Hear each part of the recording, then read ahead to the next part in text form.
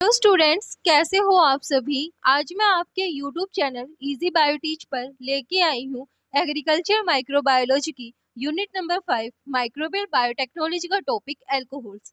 Alcohols के अंदर हमने जो पहले कवर किया वो था इथेनॉल। आज हम देखेंगे bioethanol production. Bioethanol can be produced in 3 ways. जो बायो इथेनॉल है उसको हम 3 वेज के अंदर प्रोड्यूस कर सकते हैं। First generation bio ethanol, second generation bio ethanol और थर्ड जनरेशन बायो इथेनॉल। जो फर्स्ट जनरेशन बायो इथेनॉल है उसको हम bye the help of sugar क्या करते थे, प्रोड्यूस करते थे। स्टार्च है वो कन्वर्ट होगा शुगर के अंदर और जो शुगर है वो कन्वर्ट होगा इथेनॉल के अंदर।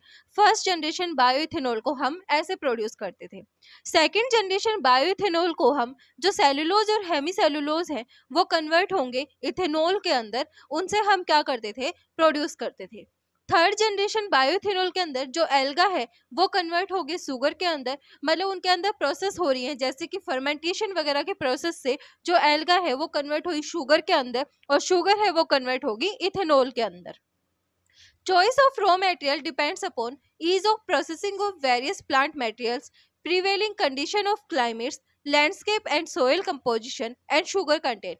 जो रॉ मटेरियल्स हैं वो चॉइसेस हैं वो क्या करती हैं, डिपेंड्स होती हैं जैसे कि sugar content, soil composition, climate condition और प्लांट मटेरियल के ऊपर।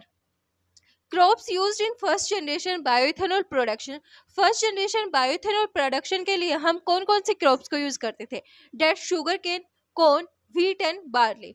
इंडिया से जो क्रॉप हम यूज करते थे वो थी शुगर केन। ब्राजील में भी जो यूज करते थे वो थी शुगर केन और USA United state of America में जो यूज करते थे वो है corn.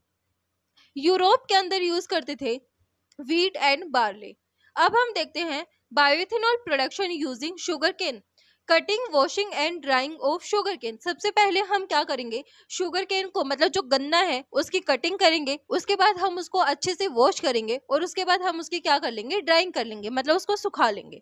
Buffer was use to dilute the enzyme alpha amylase. उसके बाद हम क्या करेंगे, जो बफर है उसकी एडिशन करेंगे। किसके लिए करेंगे, ताकि जो अल्फा अमाइलेज एंजाइम है वो क्या हो जाए, डाइल्यूट हो जाए। Phosphate buffer and glucoamylase, sodium acetate buffer, इनको हम क्या करेंगे, यूज करेंगे।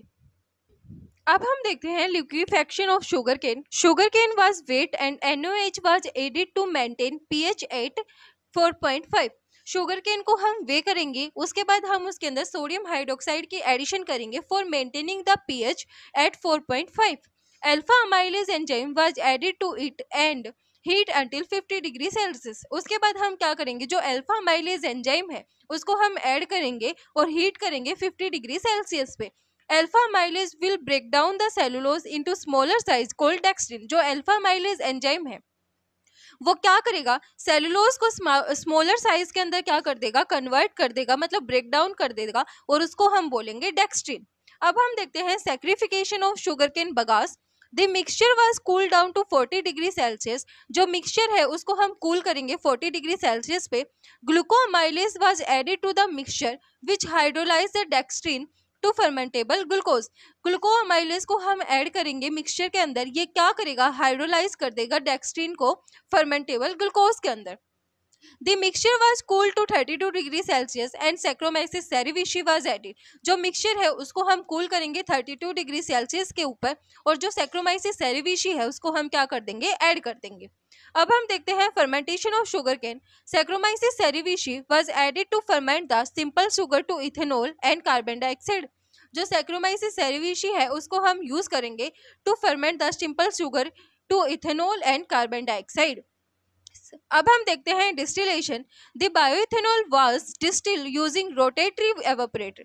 जो बायोइथेनॉल है उसको हम डिस्टिल करेंगे by the help of rotary evaporator. The sample was heated at 80 degree Celsius to get the bioethanol. जो सैंपल है उसको हम हीट करेंगे 80 डिग्री सेल्सियस पे बायोइथेनॉल को प्रोड्यूस करने के लिए, मतलब बायोइथेनॉल को लेने के लिए। अब हम देखते हैं second generation bioethanol production. Second generation bioethanol production are made from lignocellulosic biomass or woody crops. agriculture residues or waste which makes it harder to extract the required fuel. इसको हम किससे प्रोड्यूस करेंगे? Lignocellulosic biomass, woody crops, agriculture residues और waste से हम क्या करेंगे? जो सेकंड जनरेशन बायोइथेनॉल प्रोडक्शन है उससे हम क्या करेंगे? बनाएंगे। अब क्वेश्चन ये आता है कि जब फर्स्ट जनरेशन बायोफ्यूल्स जो वो टेक्नोलॉजीज थी, मतलब फर्स्ट जनरेशन से हम बायो इथेनॉल को प्रोड्यूस कर रहे थे, तो हमें सेकंड जनरेशन बायोफ्यूल टेक्नोलॉजी की जरूरत क्यों पड़ी? क्योंकि जो फर्स्ट जनरेशन बायोफ्यूल टेक्नोलॉजी थी उसकी कुछ लिमिटेशंस थी, उसकी वजह से हमने क्या किया? सेकंड जनरेशन बायोफ्यूल टेक्नोलॉजी को यूज किया। Second generation biofuel technologies have been developed because first generation biofuel manufacture has important limitations. The goal of second generation biofuel processes is to extend the amount of biofuel that can be produced sustainably by using biomass consisting of the residual non-food parts of current crops. जो second generation biofuel process है वो क्या करती है? Extend कर देती है amount of biofuel that can be produce sustainably by using biomass containing of the residual non food parts of current crops such as stems, leaves, husk that are left behind once the food crops had been extracted, as well as other crops that are not used for food purpose, known food crops which contain lignin, cellulose and hemicellulose. Lignocellulose biofuels reduce greenhouse gas emission with 60 to 90% when compared with fossil petroleum. जो लिग्नोसेलुलोजिक biofuels हैं उन्होंने जो green house gas emission है उसको reduce कर दिया 60 to 90% जब हम उसको कंपेयर करते हैं फॉसिल पेट्रोलियम्स के साथ। Bioethanol from cellulose, second generation of bioethanol, researchers are exploring ways to make ethanol from other feedstocks और plant materials.